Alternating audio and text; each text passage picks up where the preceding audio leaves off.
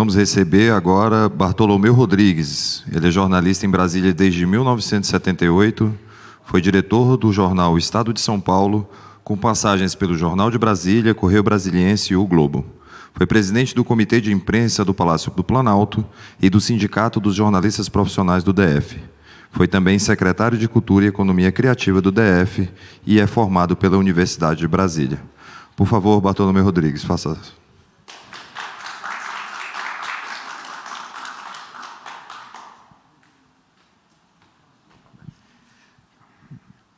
É em pé, né?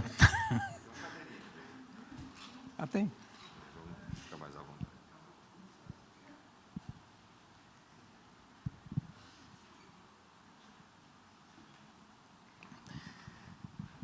Boa noite. Já é boa noite, né? Não, ainda não. Boa tarde a todas, todos. Dizer, em primeiro lugar, o seguinte, que eu me senti muito honrado com o convite que a Jo me fez. Eu não sabia exatamente do que se tratava, até estou olhando aqui. Se trata de um curso de comunicação e difusão cultural. Bom, eu sou da área de comunicação, né? Eu tenho, como já foi dito ali, eu tenho uma... Ainda tenho, porque a gente, uma vez jornalista, não deixa de ser nunca. Mas a minha atividade em jornal eu já esgotei. Mas continuo com aquele faro de jornalista, né?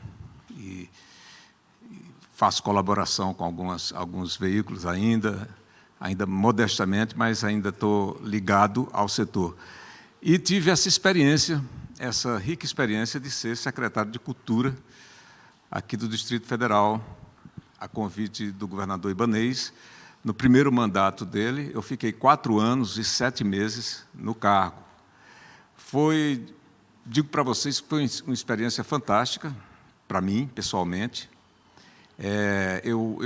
Nesses 4 anos e 7 meses, eu posso dizer o seguinte, que eu fiz um curso de graduação, mestrado e doutorado em política pública, que é uma coisa realmente muito complicada de a gente executar no nosso país. Essa que é a verdade. Eu coloco de uma forma geral, porque eu tive muito contato com outros secretários de outros estados, a gente compartilhou muita experiência.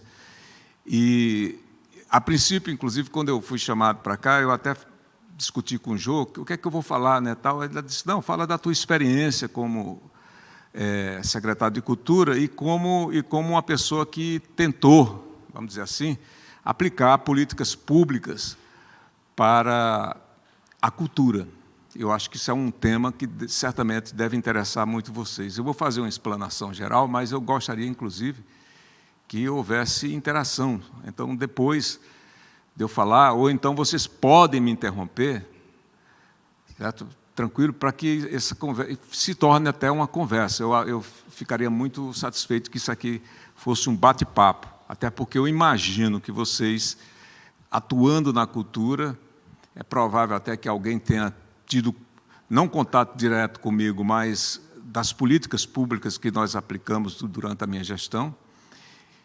E eu gostaria, agora eu vivo num momento, inclusive, de analisar o feedback, aliás, essa experiência, porque quando a gente está vivendo uma experiência tão profunda como essa, e foi muito intensa, porque, veja bem, quando eu assumi, logo em seguida, questão de 2 meses, veio a pandemia. Olha, que foi uma loucura, um desafio. E aí foi o meu primeiro, quando eu digo para vocês que eu fiz todas essas graduações em política pública, foi o primeiro desafio que eu tive, que foi o seguinte, como fazer alguma coisa pela cultura, como administrar num ambiente desse.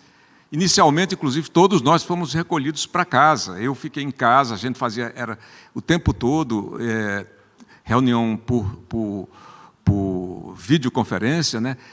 E era uma angústia terrível, porque nós tínhamos coisas que o Estado não pode parar, ações que a gente tinha que desenvolver, obrigatoriamente, mas, ao mesmo tempo, as dificuldades de sua execução e as dificuldades burocráticas para você implementar isso ante uma pandemia. Eu fui acossado, vamos dizer assim, de todas as formas, porque as pessoas desesperadas procuravam o secretário, eu ouvia coisas do tipo assim: secretário, faça assim. Aí eu disse: se eu fizer assim, eu vou responder na justiça. Ele disse: não, tudo será perdoado depois. Não, não vai ser perdoado. E não foi mesmo, não. Quem deu um passe em falso durante aquele período, depois passou, tudo se esquece, porque o braço do Estado, eu sempre falei isso, é pesado. E ele se aplica também ao gestor.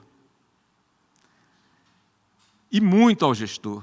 Eu teria 300 experiências a contar para vocês aqui, em que eu estive assim, eu me sentia como aquele ditado que diz: o passarinho sentado no fio e alguém jogando pedra. Eu não estou fazendo nada, só estou querendo cantar e alguém jogando pedra em mim. Então, é uma dificuldade. Se você aplica o recurso, você é cobrado até o último centavo. Se você não aplica por algum motivo e você quer economizar ou quer fazer uma coisa mais limpa, mais correta, você é cobrado também pelos órgãos de controle, porque é que você não está gastando com aquilo. Um exemplo clássico que eu tenho disso foi que, logo que eu assumi, eu assinei com o Ministério da Justiça, através de um...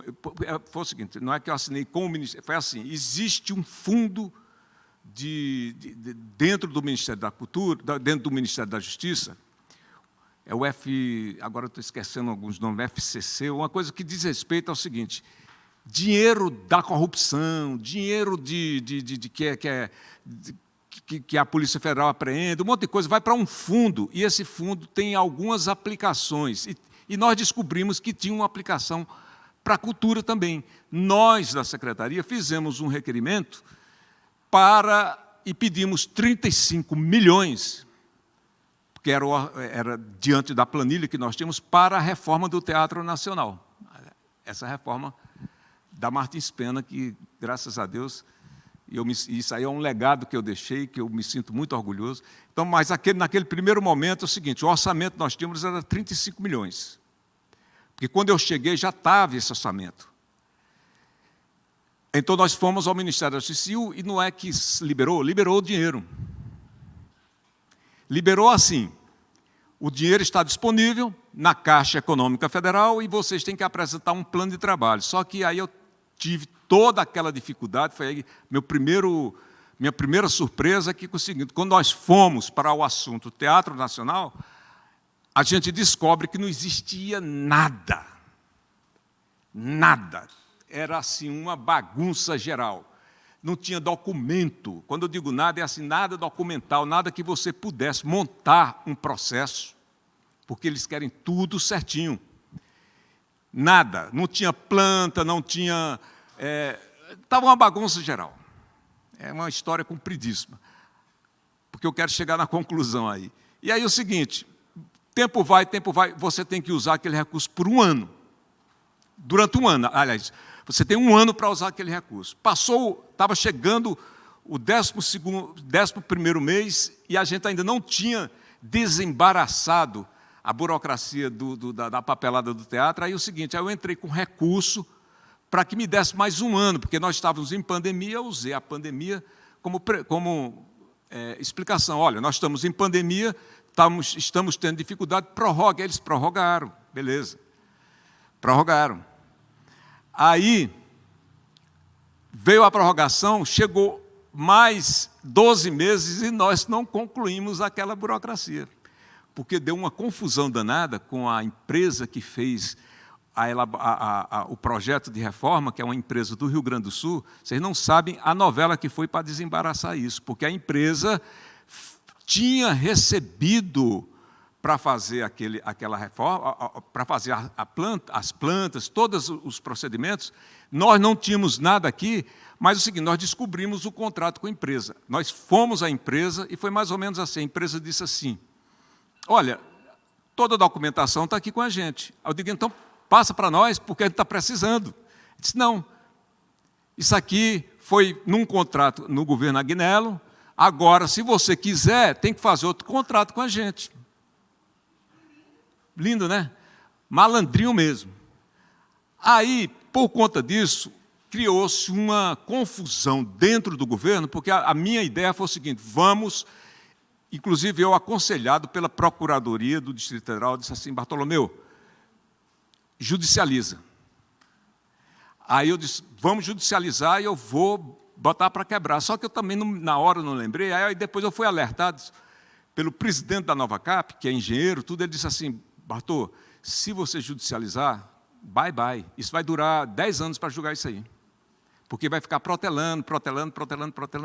Diz, qual é a saída? Vamos negociar. Vamos fazer alguma coisa. Aí pronto, entramos num processo de negociação demorado. Estou contando tudo isso para dizer o seguinte: e o tempo passando, e aqueles 35 milhões eu olhava para ele e não podia usar. Eu tinha 35 milhões no meu caixa que não podia usar, eu ficava só olhando. E não é pouco dinheiro, né, gente? É 35 milhões, são 35 milhões, é muito dinheiro. Mas aí quando foi feito, bom, no final de tudo, quando foi feito toda reelaboração do projeto, aí já não era mais 35, era 50 e tantos. Normal, porque aquele 35 tinha sido feito à época do Agnello, como eu falei. E aí o seguinte, aí nós apresentamos tudo para a Caixa e, assim, já no 12º mês, já no 11º mês, entrando para o 12º, nós tínhamos um mês para a Caixa dizer: ok, pode começar a obra. Ou não é começar a obra, pode fazer a licitação. Porque o lance é fazer a licitação, né? Porque você, para chamar uma licitação dessa, você tem que ter, aí a lei de licitação, você tem que ter o dinheiro. Ou seja, se eu fizer uma licitação de 35 milhões, eu tenho que dizer que eu tenho 35 milhões no caixa. Só que o seguinte, foi. Aí o governador, quando a gente viu que estava no imbróglio e não íamos sair daquilo, o governador chegou e disse assim: olha, ele tinha feito essa transação aí da CAESB, da SEB. Você lembra quando houve a privatização, né, a Neoenergia? Bom, eu não vou entrar no mérito disso, eu sei o seguinte, que o governo, naquele momento, estava com o cofre cheio. Aí eu fui à casa do governador e eu disse assim: governador, eu sabia que o governo estava com o cofre cheio, eu disse: vamos ver se... Aí ele disse: olha, eu garanto aqui, pode colocar 40 milhões, fazer a licitação, que temos... Porque eu digo: olha, nós vamos perder esse dinheiro da Caixa, não tem condições, a Caixa está pedindo muita coisa, nós não completamos ainda o processo. Aí disse: então esquece isso aí. Eu esqueci. Tipo assim: Caixa, tchau, não preciso mais de vocês não. Aí eu fiquei, inclusive, todo orgulhoso, enchi o peito, fui para a imprensa, vamos fazer agora, tal, e é dinheiro da fonte 100 do GDF, e temos o dinheiro, vamos fazer, e fiquei todo orgulhoso. Bom, fizemos, e ainda. Quando é um belo dia, já no final do governo passado, aí eu tinha uma chefe de gabinete que a gente brincava com ela, ela é uma pessoa maravilhosa, a Cacá, mas a Cacá, e isso é verdade, chefe de gabinete, de autoridade, ele é portador de notícia ruim. Ele nunca entra na sua sala para dizer: olha que coisa maravilhosa. Ele só entra para alertar a autoridade que aconteceu alguma coisa ruim. Aí, quando a Cacá entrava na sala, todos nós, às vezes eu estava reunido com o pessoal, a gente sempre tremia, dizia: pelo amor de Deus, Cacá, o que é que você tem aí? E ela entrou com um semblante assim, aí eu já vi que era coisa ruim, porque eu já sabia que era coisa ruim, porque ela entrou. Mas quando ela fez o semblante de tragédia, eu digo: é uma coisa muito ruim. Ela fez: secretária, estava com o papel na mão. Chegou uma notificação aqui do Ministério da Justiça, eu ia responder por improbidade, porque eu não usei o dinheiro. Eu disse: mas rapaz, eu estou sendo acusado de estar. E era para ter... Eu disse: mas o dinheiro está lá, eu não usei o dinheiro, o governo pode fazer o que quiser com isso, o governo federal, mas era para ter usado. Olha só como são os percalços de um gestor, né? E era uma coisa, aí é o seguinte, aí veio o meu jurídico, que aí foi pior ainda. Disse assim: secretário, isso é muito sério, e isso pode lhe prejudicar mesmo. Sabe? Pode prejudicar, o senhor pode responder um processo aí muito sério, tal. É como, tipo assim, é equivalente a você ter roubado o dinheiro, ou dado fim àquilo, sei lá o quê. Então, nessas horas eu ficava assim, pelo amor de Deus. São momentos como esse, você diz assim, o que é que eu estou trabalhando, fazendo tudo certinho, e você é cheio de assombração, a administração pública é cheia de assombração, de repente sai um fantasma, sai uma coisa que quer te pegar, um monstro. Mas, conclusão da história é o seguinte, gente, graças a Deus, aos meus santos, a Alá, porque eu professo o Islã, deu tudo certo. Agora, deu tudo certo porque tudo tem uma saída política também, né? Eu fui, humildemente, ao ministério, sabe? E coloquei as coisas, como eu estou colocando aqui para vocês. Eu disse, olha... E aí onde entra uma coisa que eu acho que é interessante. Eu digo, olha, eu sou um jornalista. Minha vida toda foi escrever notícia, tal. Tudo que eu tenho foi no jornalismo. Certo? E me colocam num cargo executivo e ninguém te prepara. Ninguém diz o mínimo.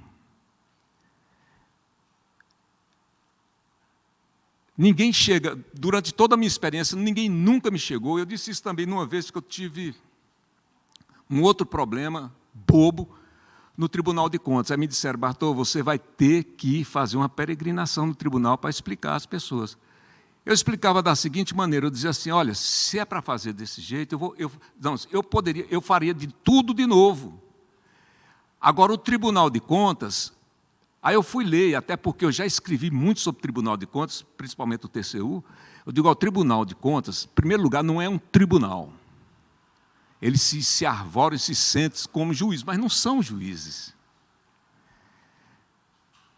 Eles são analistas de contas. O Tribunal de Contas não está, inclusive, no guarda-chuva do Poder Judiciário. Ele não é Poder Judiciário. Ele é um órgão de assessoramento do governo. Mas ele não é. E os caras conseguiram recentemente, agora eles são desembargadores. Está errado. Que história é essa? Poder Judiciário é uma coisa. O Tribunal de Contas é do Legislativo. Ele é um órgão de assessoramento. Aí eu disse isso claramente. Eles viram que eu digo, olha, e sendo órgão de assessoramento, eu falei, vocês tinham que me assessorar. Me dizer se eu estou errando. Mas o que é que eles fazem? Eles ficam olhando, a Secretaria de Cultura vai fazer um show na Esplanada. Aí depois você faz o show, aí vem a notificação, eu quero os documentos todos do show, quero saber que empresa foi essa, que quiosque foi essa aí que fez, quero saber quem é que está... Quero saber se foi emenda parlamentar e como é que foi, quero saber... Aí acaba achando alguma coisa. Aí lá você está respondendo, aí vem cá, por que espera você errar para depois chegar e te punir? Porque nós temos uma cultura de punição no país. E isso não é também exclusivo do Brasil, não. Na verdade... A natureza humana ela é naturalmente punitiva, ela sempre está querendo punir alguém, né? Punir, apontar o dedo. Nesse caso, por exemplo, um outro processo que eu estive respondendo no Tribunal de Contas, eu coloquei, e fui absolvido, eu coloquei desse jeito, eu digo, olha, vem cá, por que vocês deixaram eu errar? Aí aconteceu, justamente num outro processo, eu criei uma quizumba lá dentro, se vocês buscarem os arquivos, saiu na imprensa, tudo, porque foi preparado... Vocês lembram daquele carnaval que teve ali? Foi preparado, estava tudo certinho, as escolas de samba, todo mundo satisfeito com a gente, que a gente ia reviver o carnaval. Eu travei. Eu disse, não, só libero se eu receber o ok, porque a imprensa está dizendo que o Tribunal de Contas estava de olho. Eu digo, então o Tribunal de Contas está de olho? Então agora eu preciso ter o aval do Tribunal de Contas. Eu inverti a coisa pela primeira vez Meu jurídico falou isso, secretário, o senhor é o primeiro secretário que faz essa inversão. Eu parei, teve gente que quase morreu na porta da secretaria. Eu chegava lá, tinha gente, secretário, a gente já contratou as coisas. Eu digo, não, eu vou esperar o Tribunal de Contas se manifestar. Mas não existe processo nem nada. Eu digo, mas ele tem que se manifestar. Porque houve declaração do Tribunal de Contas que estaria de olho no Carnaval. Eu digo, então agora eu só faço se o Tribunal de Contas disser que está tudo certo. E eles foram obrigados a fazer uma sessão e dizer que, examinando-se toda a documentação, está tudo certo. Porque os movimentos culturais foram lá e pressionaram os desembargadores para que liberasse. Porque eu sentei em cima, é o que acontece do serviço público, em alguns casos, é o tal como é que se diz? O apagão das canetas. Né? Eu sentei em cima, eu digo, olha, quem assina sou eu, meu CPF é meu. Eu não assino, faço nada. Mas está tudo certinho. Eu digo, não, alguém tem que dizer que está tudo certinho para você, o meu jurídico está dizendo que está tudo certo, mas aí depois aparece alguém e diz que está tudo errado, que houve favorecimento, que houve aqui, porque basta uma pessoa levantar um cisco que vira uma tempestade de poeira. Então, essa dificuldade, que eu acho que é importante vocês entenderem, existe dentro do serviço público e é uma coisa que precisa ser reavaliada. Agora, outra coisa que eu tenho para dizer, e diz respeito, eu acho que a tudo que vocês estão discutindo aqui, é que o seguinte, isso para mim foi uma decepção. Não existe, e eu digo isso como crítica mesmo, sabe? Mas não existe política pública para a cultura no Distrito Federal. Não existe. Essa que é a realidade. Eu vou confessar uma coisa para vocês. Pouca gente sabe, algumas pessoas sabem, mas não o público em geral. No primeiro governo do Dr. Ibanez, quem fez o programa de governo dele fui eu, quem escreveu. Por quê? Primeiro, dizem que eu tenho um texto bom, eu não sei. Mas, enfim, eu acho que tenho porque eu sobrevivi 40 anos no jornalismo escrevendo, né? Então, eu acho que eu tenho um texto bom e todo mundo elogia meu texto. Eu já fui ghostwriter de muita autoridade, só para vocês saberem. De muitas, incluindo a alta cúpula do governo mesmo, sabe? Pessoas que, quando escrevem os artigos, eles sempre pedem que alguém escreva, ou aí você faz um briefing com a pessoa, vai conversar, entender o pensamento dele. Ghostwriting, inclusive, é uma profissão, mas a minha especialidade nunca foi ghostwriting, na verdade. Mas eu acabei fazendo muito isso, justamente quando eu deixei o jornalismo, abri empresa de comunicação, e todo mundo elogiava meu texto e ia fazer um discurso, me encomendava, eu cobrava por aquilo. Isso é uma profissão, para fazer essas coisas.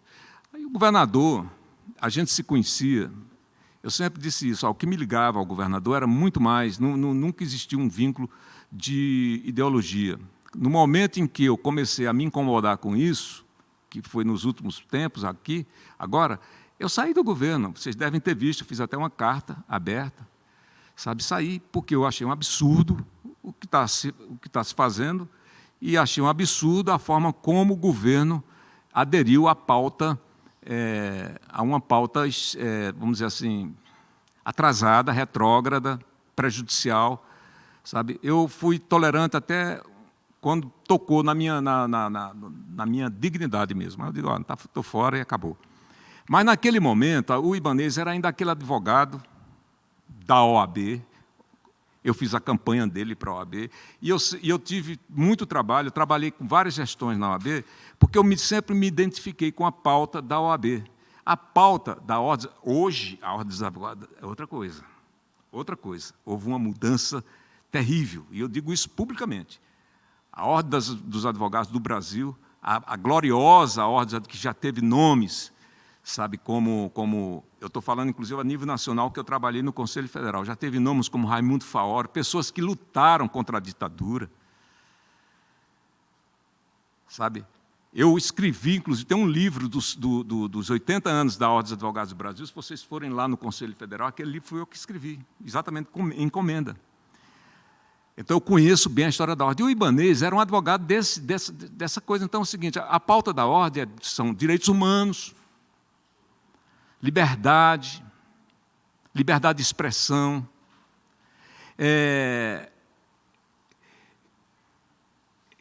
garantias individuais. Inclusive,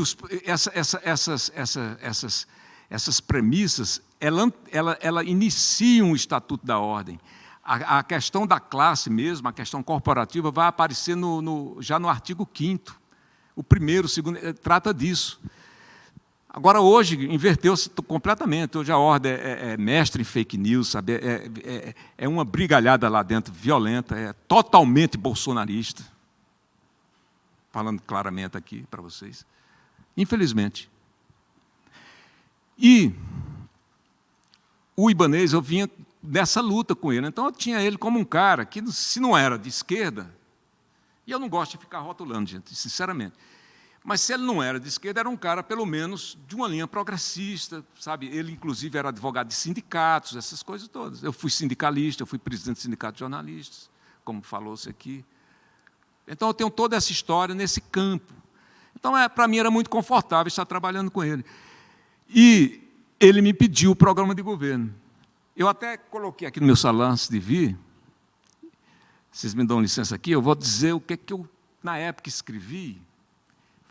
Agora, por que também eu fiz o programa de governo? Porque eu tinha já trabalhado em campanha política, e lá atrás, bem atrás, eu tinha feito o programa de governo do Estado da Bahia, de muitos anos atrás. E aconteceu o seguinte, quando o Ibanez se candidatou, ele estava assim, aí tem os prazos de apresentar as coisas, os prazos ditados pela Justiça Eleitoral, né? E a gente estava numa reunião, quando alguém falou assim, eu é que levantei a lebre, na verdade, porque eu estava, naquele momento, meio que continuava sendo assessor de imprensa do Ibanez. E os jornalistas ligavam para mim e faziam assim, Bartô, como é que vai ser isso na saúde? Aí eu inventava qualquer coisa e dizia, Bartô, como é que vai ser isso na segurança pública? Aí, numa reunião dessa, eu disse, gente, estão me fazendo perguntas que eu não sei como é que esse governo vai agir. Ibanez, eu tinha uma vaga ideia, porque eu pensava sempre na OAB. Aí eu disse, vem cá, cadê o programa de governo? Aí foi aí que alguém disse assim, caramba, e a gente tem que registrar esse programa, estava faltando, se não me engano, era 17 dias para registrar, me lembro bem. Aí o Ibanez olhou para mim e disse, Bartô, para tudo que você está fazendo e cuida do programa. Aí eu falei para ele, cara, sozinho não é brincadeira não, porque um programa de governo é uma coisa densa, você tem que entrar em todas as áreas, social, econômica, você tem que ter especialista. Eu sou um jornalista que entendo mais ou menos de quase tudo, um generalista, mas quando você entra num programa que vai depositar no Tribunal Regional Eleitoral, você tem que ter alguma densidade. Aí eu disse assim, olha, me dá a liberdade para eu chamar algumas pessoas para me ajudar.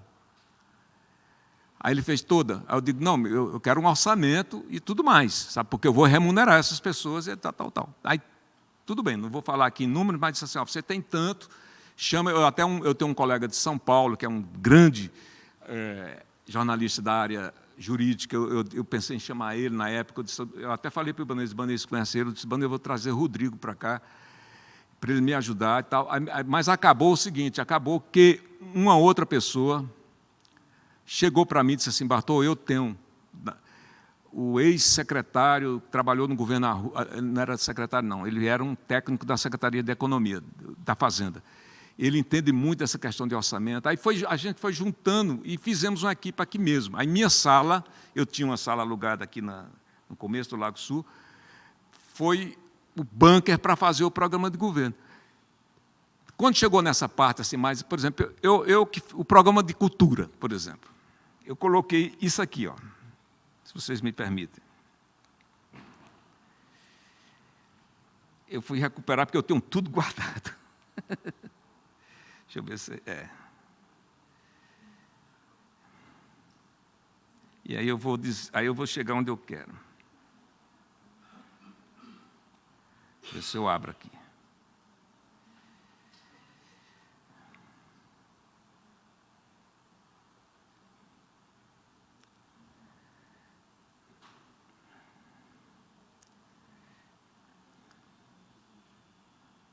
Gente, eu apanho ainda eu apanho ainda dessas coisas, viu? Está pedindo aqui, mas eu...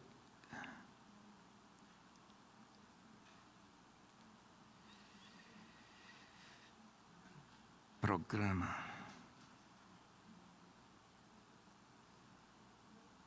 Não.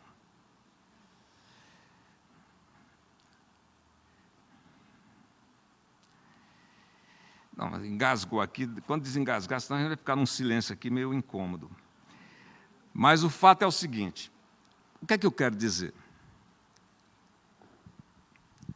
Nada do que eu coloquei no programa foi cumprido. Nada. Nada. Porque eu sou ambicioso, eu sou pernambucano, né, como a Ju. Eu boto logo para lascar, como diz o outro. Eu gosto de muita coisa, eu gosto de fazer, sabe? Foi. Eu não diria que não é que não foi cumprido, ele foi ignorado. Sabe por quê? Aí eu estou falando aqui das minhas frustrações, né? Primeira frustração. Cultura. A cultura. Na cabeça dos governantes não existe. Eu ouvi de uma pessoa que eu não esperava, assim, o comentário certo veio do inesperado. Porque eu não tenho nenhuma, sinceramente, nenhuma simpatia por essa pessoa que eu vou mencionar aqui. Não tenho. Mas também não tenho nada para também ficar ser inimigo dele. Apenas ele lá e eu cá. Que é o Luiz Estevão, que é o dono do Metrópolis, que hoje em dia monopoliza os shows que acontecem em Brasília. Você vê que é tudo Metrópolis, né? Metrópolis, aliás, eu cheguei a dizer, inclusive, já no meu finalmente, eu digo, vai ter que abrir uma secretaria aqui para cuidar do Metrópolis. Do Metrópolis Empreendimento. Porque monopolizou. Os grandes shows, as grandes festas, tudo é Metrópolis. Pode olhar. E cadê a cultura popular? Não, tudo. Monopolizou. Mas eu ouvi dele o seguinte, foi quando houve ele solicitou, o Metrópolis solicitou um desfile. Exatamente. Lá no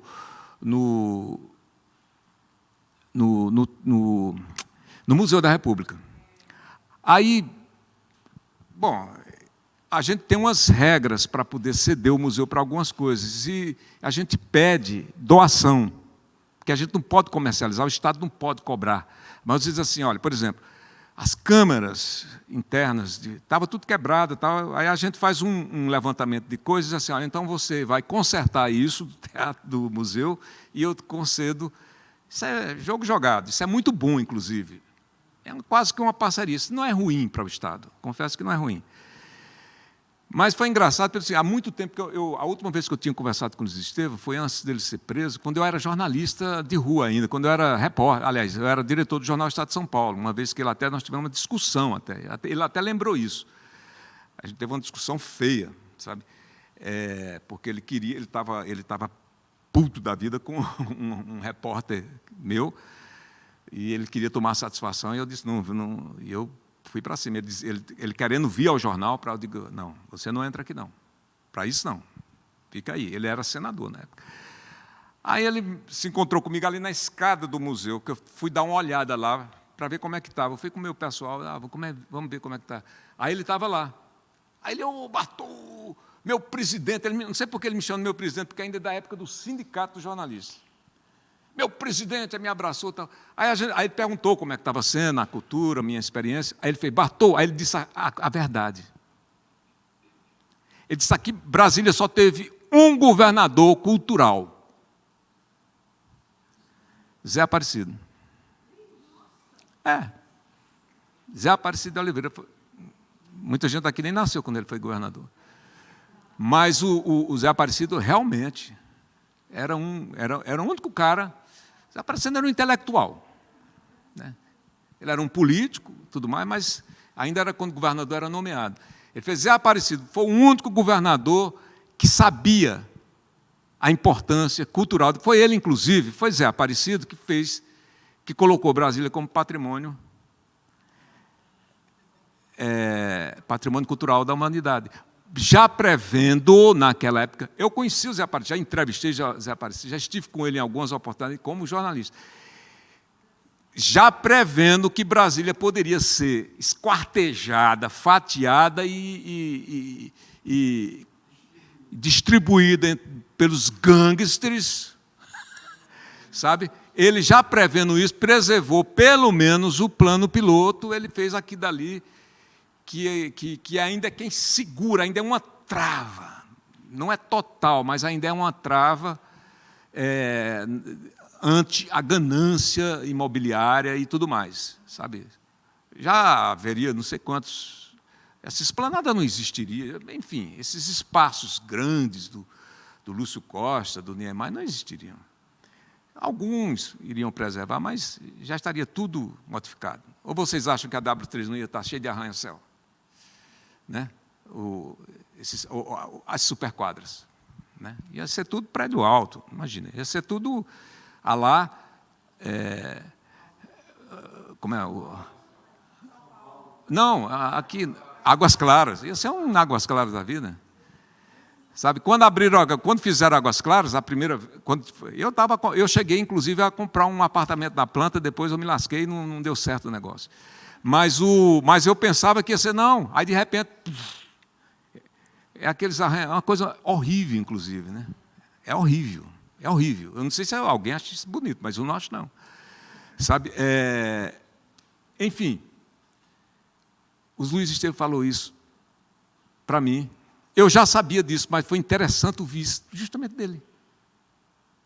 Interessante, né? Do improvável, ele falou a verdade. Né? Eu disse, você tem razão, Luiz. Zé Aparecido foi o único. Porque daí para cá, mesmo os governadores, mesmo Cristóvão, meu amigo Cristóvão, que é um intelectual, mas o Cristóvão... Nenhum. O Cristóvão, na verdade, foi uma gestão até bagunçada, porque o Cristóvão foi enredado por confusões políticas internas, que eu não quero entrar no mérito da discussão, não estou aqui para isso, e não estou aqui para julgar, muito menos, mas o fato é esse, o Cristóvão, inclusive, não fez uma gestão, né? Justamente um intelectual. O Cristóvão é um cara que ele tem uma ideia por minuto, naquela época, não sei hoje, né? Mas era um cara extraordinário, sempre admirei muito o Cristóvão. Pernambucano. Não, mas não é por isso, não. É porque o Cristóvão ele chegou em Brasília. Eu sou mais velho do que ele em Brasília, mas somos quase na mesma época, né? E eu fui aluno da UNB, eu morei na UNB, no CO, no Centro Olímpico, né? Então, eu conheço bem Cristóvão, o pessoal dele todo. Quando Cristóvão chegou em Brasília, ele foi trabalhar com Fernando Lira, né, que era deputado e é pernambucano, já falecido também, foi um cara importantíssimo na campanha pela eleição do Tancredo, na campanha, era indireta, mas teve campanha, né, do Tancredo Neves. O Fernando Lira era o braço direito do Tancredo. Né. Eu me aproximei muito, e foi aí que eu conheci Cristóvão, me aproximei muito do Fernando, porque ele era minha fonte. Quando eu fiz a campanha, eu cobri a campanha do Tancredo, né, as viagens que ele fazia, tudo eu ia junto pelo estado de São Paulo. E aí o Fernando era o cara que dava informação para a gente de bastidor, sabe? Era muito importante, porque naquela época havia uma grande discussão, porque nós estávamos mudando de regime, né? E havia uma ampla negociação, sabe, dos ministros militares, essas coisas todas, porque foi uma transição negociada, né? Vocês lembram, alguns aqui devem lembrar disso, teve a lei da anistia em 79, que eu acompanhei também como repórter, e aí, anistia, não é essa anistia que não tem nada a ver com essa anistia que estamos falando aí. Às vezes eu ouço até de coleguinha, cada bobagem, sabe? Porque se tem uma coisa que eu meio que entendo, foi desse período, porque eu era repórter, eu tive o privilégio. Só fazendo um parênteses aqui, eu tenho duas coisas que para mim são importantíssimas, que ninguém me tira isso. E eu digo assim, olha, não é todo ser humano que tem esse privilégio. Eu posso não ter sido o ó do Borogodó, mas eu vivi isso. Primeiro é que eu estava em redações importantes na época da transição democrática. Eu estava em redações importantes. Portanto, eu estava participando, e nós, jornalistas, de alguma forma, nós estávamos vivendo aquilo. E o segundo lugar que eu acho muito que eu vivi isso foi a transição também da comunicação. Eu sou das pretinhas. As pretinhas são as máquinas de escrever. Eu sou dedógrafo até hoje, mesmo no computador. Não é com 2, não, é com 1 mesmo. Aliás, só tinha 2 jornalistas em Brasília que batia com 1 e às vezes a gente fazia até competição para ver quem batia mais rápido, que era eu e o Moreno, que já faleceu, que era do Globo, sabe? Essa mão aqui pode amarrar, eu não preciso dela. Porque o pessoal, quando fala de dedógrafo, pensa, não, essa mão, a diferença que tinha entre eu e o Moreno, e eu dizia que eu era mais elegante, é que o Moreno, ele botava, mal o Moreno escrevia assim, ele não batia a máquina, que é o certo. Você está batendo a craseado máquina, não, ele batia na máquina. Ele escrevia, ele botava a língua aqui, e escrevia assim, o O na lauda, a lauda era o papel, o jornal que a gente usa para escrever. O O do Moreno era um buraco. Porque tinha fita, né? O O era o buraco. Você botava a lauda de uma matéria escrita Moreno contra a luz aqui, por exemplo, aí aparecia um monte de luzinha ali. O P, onde tem aquelas coisinhas, virava buraco. O ponto era um buraco. Já eu era mais elegante. Eu batia assim, mas eu não botava a língua, não sofria escrevendo, não. Eu fazia direitinho, minha lauda não era toda furada, sabe? Mas era com o dedo só, e ainda escrevo com o dedo só. Uma coisa que eu não consegui superar na minha vida, sabe? Não fiz curso de datilografia, me recusava, porque eu batia muito rápido e ninguém entendia como é que eu escrevia tão rápido. Outro parênteses, eu fiz uma viagem internacional uma vez, dentre muitas que eu fiz, e montaram uma sala de imprensa. Em que país foi aquele, meu Deus do céu? Agora me deu um branco aqui. Mas não importa. Montaram foi no governo Sarney. Eu estava acompanhando o Sarney. Sarney viajava muito para o exterior. Eu conheci o mundo, graças a Deus, sem gastar dinheiro do meu bolso, porque o jornal mandava, na época os jornais tinham dinheiro, então mandava, e a gente aproveitava e conhecia determinados países. Aí o seguinte, geralmente o hotel serve de comitê de imprensa. Tinha jornalistas de todos os jornais e tinha também a imprensa local daquele país lá fazendo a cobertura. Ficavam todo mundo junto.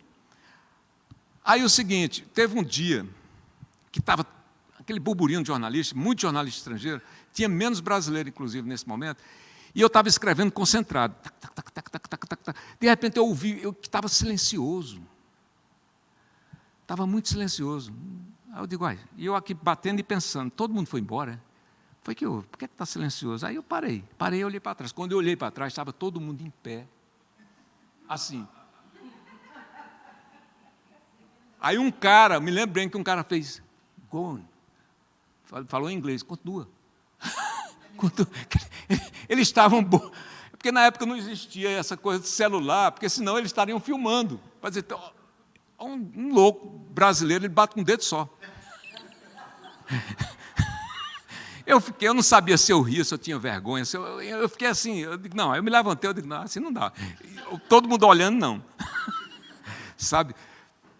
Eu fiz tanto parênteses aí que eu estou querendo voltar para o fio da meada e estou com dificuldade. Mas eu estou com... assim, agora eu achei o fio da meada. Voltando. Essa foi meu primeiro choque na Secretaria de Cultura. Outra coisa que uma coisa que eu descobri, por exemplo, aí não tem, vocês principalmente reclamam isso, né? Não tem dinheiro para a cultura, né, tal. Eu, em reuniões com o Fórum Nacional de Secretários de Cultura, aí eu vi que Brasília, na verdade, é privilegiada. Aí aqui eu vou explicar e vou fazer as críticas disso aí. Eu disse, cara, nós temos o Fundo de Apoio à Cultura. O governo não bota um tostão na cultura porque ele diz que o FAC já é o suficiente. Não, o FAC é outra coisa. Sabe? É muito diferente. Aí, por exemplo, o tempo vai passando, é bom a gente ir contando histórias, né? Uma vez eu cheguei para o Ibanez e disse assim, Ibanez, eu preciso, o Museu da República está, ele disse assim, não, mas eu digo, eu não tenho um tostão para colocar, está entrando água, vazando água, porque Niemeyer, Deus o tenha, mas é o seguinte, as obras dele são complicadas para quem usa, sabe? É linda para se ver, mas não queira morar num imóvel de Niemeyer, não, que é complicado. É linda de se ver, não vou dizer, plasticamente é fantástico, né? Eu sou fã. Digo logo isso para não ficar com...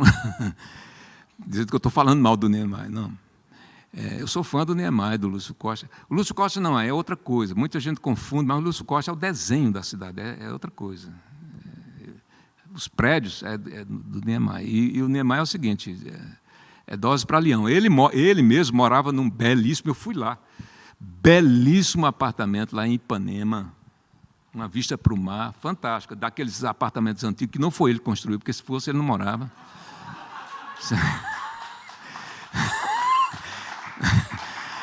Não, e eu digo isso com conhecimento de causa, porque eu morei durante muito tempo na SHCGN, né?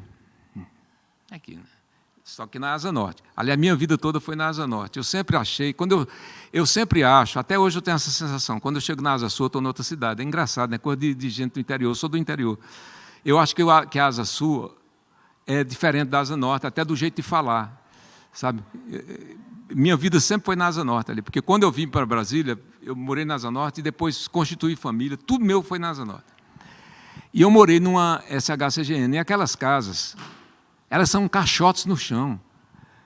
Alguém aqui já morou nelas? Jô, é terrível, né? Tem janela? Para onde? Sabe, ele inventa a coisa mais maluca do mundo. A entrada principal é o fundo não é a entrada.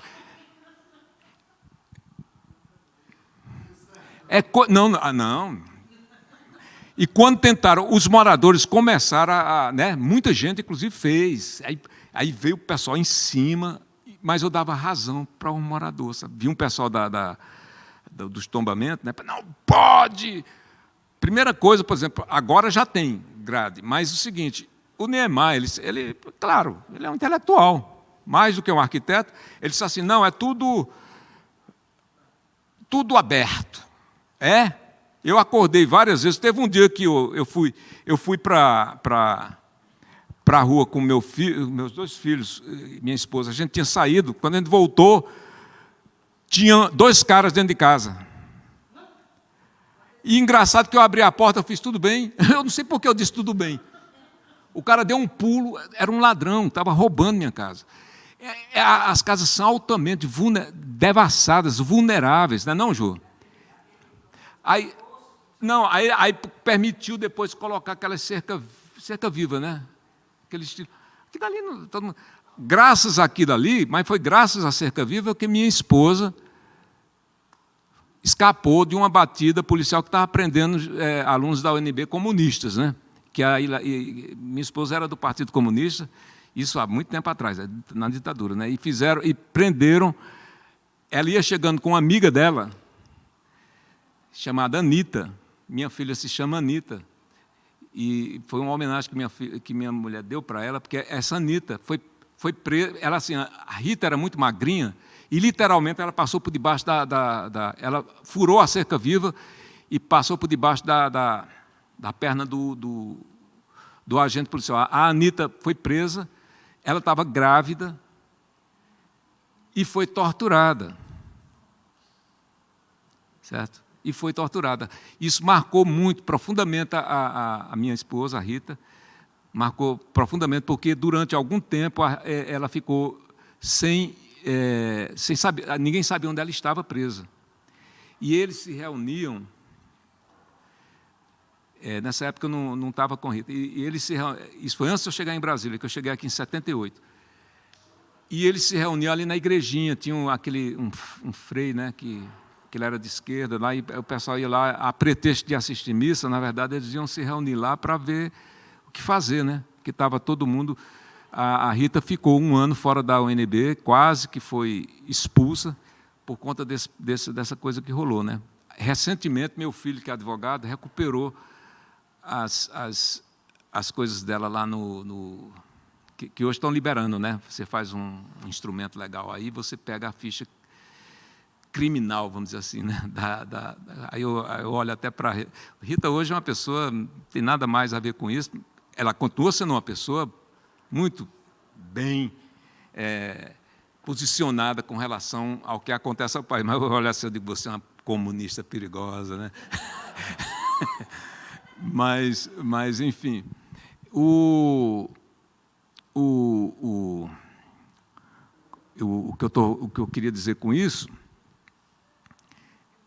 olha só, perdi de novo o fio da meada. Me ajudem, gente.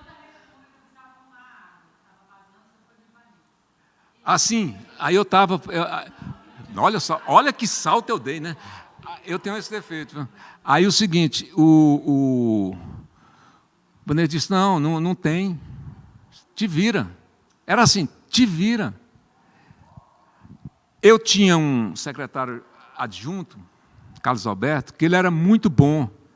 Eu mantive ele, muita gente até criticava ele, dizia, Bartô, tira esse cara, mas eu gostava dele pelo seguinte, primeiro, ele me dava segurança. Segundo, ele era bom de conta orçamentária, porque ele já tinha trabalhado, ele já foi de controladoria, ele trabalhou em ministério. Aí a gente pegava o orçamento e a gente fazia mágica. Ele dizia assim, vamos tirar isso aqui, que a gente podia deslocar, isso aí a gente podia, recurso de tal coisa, para botar, aí a gente ia fazendo, tipo um cofrinho.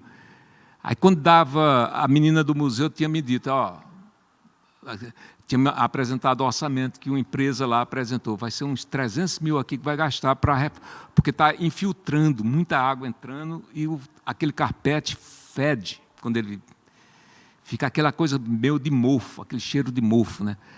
E a gente saía juntando caraminguá, como diz o outro, assim, vamos tirar 10 mil daqui, que não vai prejudicar, vamos tirar esse quebrado, até juntar uma conta. Mas o que eu quero dizer com isso é o seguinte, é que aí eu me vi realmente,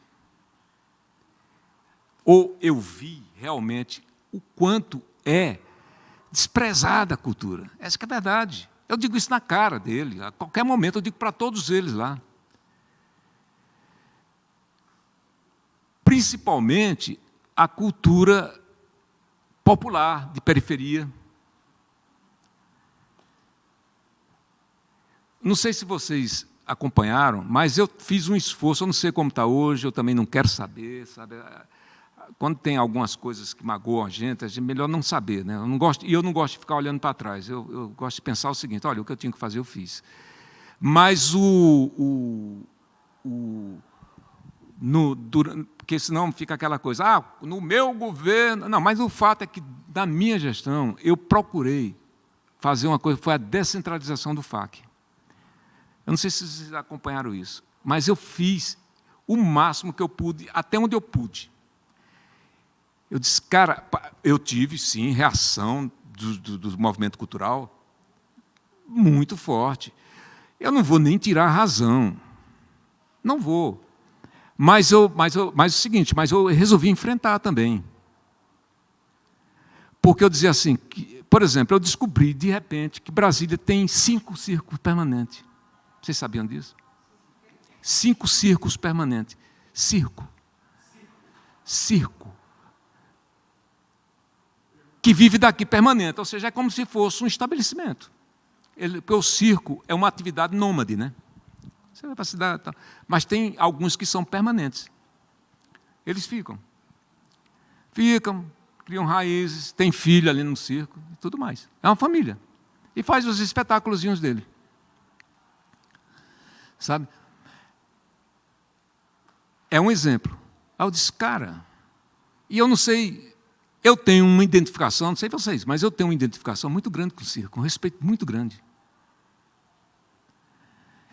Até porque, como eu disse a vocês, eu sou do interior pobre, e eu sou de origem pobre. E eu não digo isso por pieguice, não. Eu digo isso com orgulho, na verdade. Eu sou de origem muito pobre. Se você for, nesse momento, se a gente pudesse se transportar aqui para vocês conhecerem minha família, vocês iam tomar um susto. Sabe? E uma das diversões de pobre é o circo. E quando chegava circo na nossa cidade, eu ficava louco. Por exemplo, nós, na minha adolescência, a gente fundou um grupo chamado Teatro de Amadores de Serra Talhada. Até hoje existe. Eu sou fundador daquilo ali. E o que era esse grupo? Inspirado em quê? É porque é o seguinte, alguns circos que chegavam lá tinham o tal, eles não chamam teatro, é drama. Vai ter drama. Eita! Aí o seguinte, eu achava melhor do que cinema. Eu só tinha acesso a cinema naquela época, que tinha um cinema na cidade, mas a gente não tinha televisão. Eu vim conhecer televisão funcionando e tal, com 17 anos. Aí o seguinte, tem drama. A gente achava tão bonito que a gente disse assim, vamos fazer drama. Aí veio a segunda dificuldade, e aí a razão, inclusive, de eu ser jornalista. Eu devo a isso. Porque que a gente reuniu e disse, vamos fazer um drama. Mas o quê? O que é que a gente vai... Eu tinha assistido, olha só, vou dizer qual foi o drama que eu assisti, que eu fiquei impressionado. Coração Materno. Que é aquela história que é cantada pelo Vicente Celestino. Já ouviram falar de Vicente Celestino? Vocês nunca ouviram falar, né? É incrível. Aliás, o Caetano gravou Vicente Celestino. Justamente Coração Materno. Que o Coração Materno é uma história com começo, meio e fim. Tem duas, aliás, ele tem duas que é começo, meio e fim. Uma chama-se O Ébrio. Eu só não canto aqui porque vocês vão correr. Porque não? Porque o Vicente Celestino ele tinha uma voz de barítono, então você tem que gritar alto, cantar alto. O Ébrio, que é uma história... Procura no Google. É uma história com começo, meio e fim. E o Coração Materno, esse me emocionou muito, porque é o seguinte, o cara mata a mãe. O sujeito, aí no circo, o cara mata a mãe, arranca o coração da mãe. Eles deviam usar um coração, deviam pegar no açougue lá um coração de bicho, e mostrava assim, a gente ficava... Eu não dormia de noite. A história, Coração Materno, é o cara mata a mãe, depois... No final da história, é lindo. Caetano canta isso com uma dramaticidade. Quando o filho sai correndo, a mãe aparece, o fantasma da mãe. Aí, pô, é uma peça que tem tudo, né? Tem sobrenatural, tem crime, tem tudo, né? Aí a gente ficou empolgado com aquilo, mas quando a gente foi fazer o grupo, disse assim, e aí, a gente vai ensinar o quê? Aí vem o Bartô, escritor, né? Eu disse, eu escrevo a peça. Aí eu fui me meter a escrever peça de teatro, eu escrevi 4. E daí veio a minha veia de escrever. Eu já escrevia na escola, essas coisas todas, mas aí é o seguinte, a primeira coisa que olha só que pretensão, eu não sabia como montar, como é que monta a composição, como é que é, tipo assim, eu ponho personagem tal, falando isso, como é que é? Eu tinha ideia de livro, eu lia pouco livro, mas eu tinha uma ideia de livro, mas como é que é? Aí eu fui na biblioteca do colégio e tinha lá uns livros de Shakespeare. Eita! Aí eu fui ver como é que o Shakespeare fazia. Aí estava lá, tal, e aí o texto vinha embaixo, e o texto vinha embaixo. Aí eu fiz uma peça, depois fiz outra, fiz 4 peças. E a gente... Era a nossa diversão. Até que eu fiquei mais adulto, e aí eu fui para Recife, estudar em Recife e tal, e a gente parou com isso. Mas até hoje, quando eu chego em Serra Talhada, os amigos dessa época, todos eles têm assim, uma recordação e um carinho muito grande por essa época. Voltando, que aí eu vou me lembrar do fio, né? É que eu comecei a perceber o seguinte, cara... eu tenho que levar esse recurso do FAC para esse povo. Vai ver que tem uns Bartô aí, sabe, doido por alguma coisa. E eu digo para vocês, sinceramente, aí eu coloquei, fomos nós que colocamos também, porque aí eu me sensibilizo pela minha idade já, a gente colocou uma linha específica para o FAC 60+, tudo isso. E aí eu tive resistência? Tive, de grupos bons, de pessoas que eu gosto. Um dos meus maiores constrangimentos foi receber uma vez na minha sala, que eu recebia muita gente, eu recebi o pessoal do cinema, do audiovisual. E no audiovisual tem algumas pessoas que eu conheço da época do Partido Comunista, sabe, de militância. São queridos amigos, inclusive o Vladimir. Naquele momento, a gente estava com um FAC para sair, me lembro bem, eu já estava anunciando que o FAC daquele semestre ia ser 60 milhões. Olha só, é muito dinheiro. 60 milhões. Aí o pessoal do audiovisual veio pedir uma reunião comigo.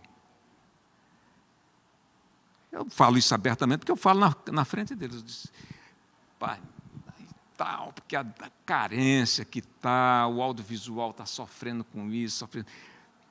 Diga-se passagem, a gente nunca deixou de contemplar o audiovisual, mas espera aí, né?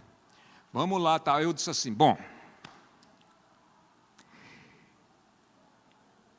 eu disse, secretário, se o senhor não fizer isso, se o senhor não contemplar o audiovisual agora, como deve, o senhor vai ficar com a nódoa na sua gestão. Não é jeito. Aí eu disse, tudo bem. E qual é o pleito de vocês? 40 milhões, tem que ser para o audiovisual. Eu disse, quer dizer que eu tenho 20 para o resto?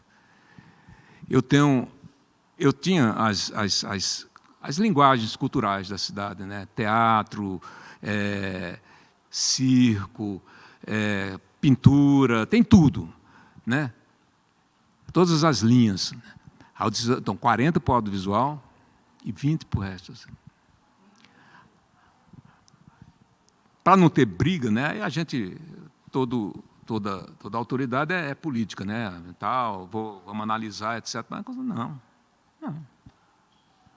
E aí veio a porrada em cima de mim depois, né? Mas não deixei, isso aí eu digo de boca cheia, eu não deixei de atender a periferia. E não me arrependo. Sabe? Teve gente boa que disse, você está prejudicando isso de tal movimento, está prejudicando. Não. Continuem a fazer. Porque tem outras formas de fazer também. E houve uma acomodação com relação ao FAC em alguns segmentos. Veja bem, em alguns segmentos. O que me deixou satisfeito foi que eu ouvi, e isso me sensibilizou muito, Jô. Teve um dia que eu vou ser franco a vocês, eu chorei, eu sou besta para chorar para caramba. Quando eu entrei no carro, meu antigo motorista da época, ele viu, ele até perguntou se eu estava passando bem. Eu chorei copiosamente, porque era aquele menino. Porque eu fui para uma periferia dessa e fizeram uma apresentação para mim, tão bonita, tão simples, mas tão comovente, sabe? E disseram assim, secretário, nós nunca vimos dinheiro do FAC pela primeira vez. E eles estavam dizendo que estavam com dificuldade, uma certa dificuldade, porque foi muito. Sabe? Eles esperavam um pouquinho, e foi muito, eles não sabiam. Tipo assim, eu estou com muito dinheiro, não sei como gastar. Eu não vou negar que isso deixa a gente assim. Já tem gente levantando a mão, eu também, é bom que façam isso, porque senão eu vou me dispersar. Eu não sei se essa conversa aqui está na expectativa de vocês. Se não tiverem também, por favor, peça para eu direcionar no que vocês queiram, que eu farei. Porque eu estou fazendo aqui, na verdade, sinceramente, agradeço mais uma vez a Jô, estou fazendo aqui uma espécie de... Eu nunca fiz, quase que um desabafo, sabe? E eu acho que é importante um momento como esse, porque a gente não leva nada dessa vida, né? Então, gente, muito obrigado. Foi ótimo. Obrigado.